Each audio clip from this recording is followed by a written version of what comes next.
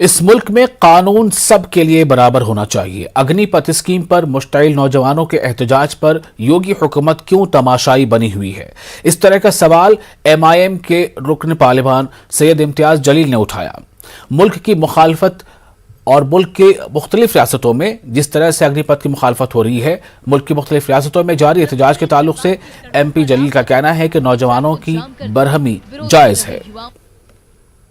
मोदी साहब जब सरकार में आए थे तो उन्होंने बहुत बड़े बड़े वादे किए थे कि हम इतने करोड़ नौकरियां देंगे करके, लेकिन हकीकत के अंदर नौजवानों को ये समझ में आया कि हमें तो कोई नौकरियां नहीं मिल रही, हम पढ़ लिख कर भी आज इतने बेरोज़गारी की ज़िंदगी गुजार रहे हैं।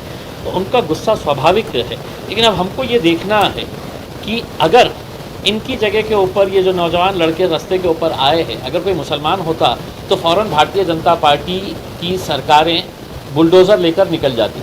अब ये देखना ये है कि ये आंदोलन किस तरह से है। जो उत्तर प्रदेश के अंदर अपने हक के लिए आंदोलन कर रहे थे, किसी एक मुद्दे के ऊपर वो आंदोलन कर रहे थे, तो उनका भी गुस्सा जायज़ था। लेकिन वहाँ पर आप बुलडोज़र चला देते हैं और यहाँ पर है तो आप सिर्फ तमाशाई बनकर देखते रहते हैं। तो हमारी बात सरकार से यही है, इस मुल्क के अंदर दो तरह के कानून नहीं हो सकते। कानून सबके लिए बराबर होना चाहिए।